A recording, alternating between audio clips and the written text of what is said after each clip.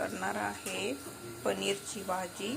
तर हे आपण पनीर घेतलेलं आहे, हे 1.5 पावशर पनीर आहे। हे आपण घेतलेला आहे पनीर मसाला,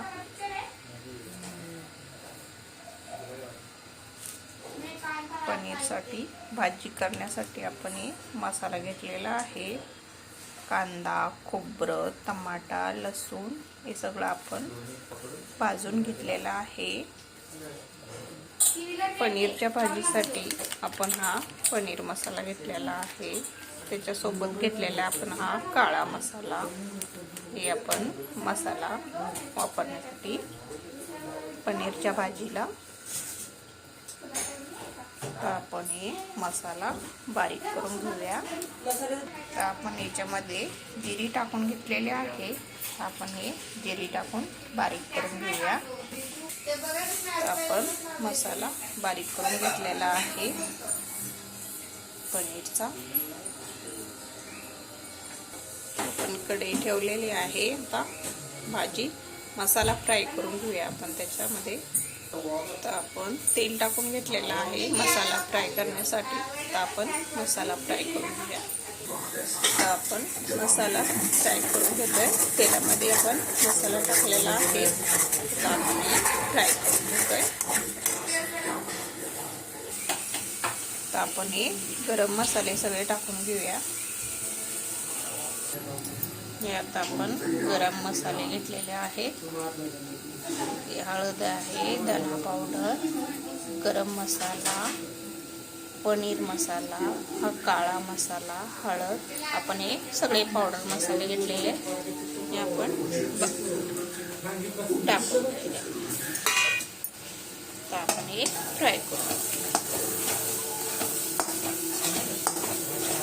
आपण हे मसाल्यामध्ये फ्राय करू।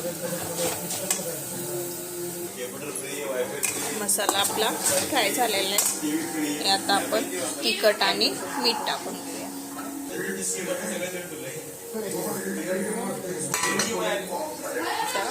टाकून आपण त्याच्यामध्ये मिक्स करू।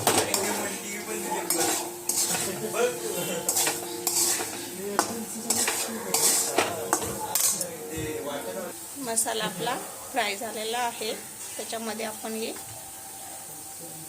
आपण पनीर बारीक काप करून घेतलेले आहेत। तर मटार घेतलेला आहे, आता आपण हे मसाल्यामध्ये टाकून घेऊया। हे फ्राय करून घेऊया पनीर।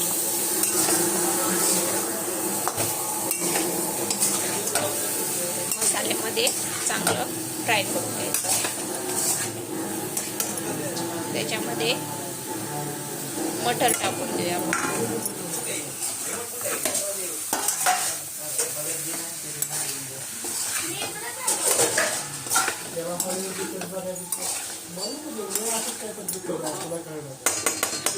आपलं मिक्स करून झालेलं आहे।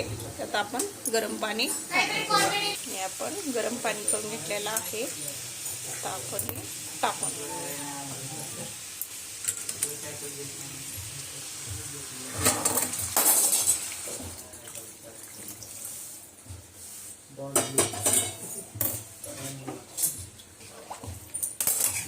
हे पनीर मटरची भाजी आपली पाणी टाकून घेतलेलं आहे। तर आपण मस्त छान अशी शिजवून घेऊया।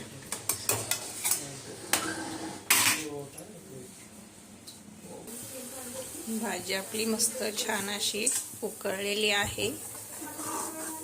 तर त्याच्यावरती आपण कोथिंबीर टाकून घेऊया। मस्त छान आपली भाजी शिजलेली आहे।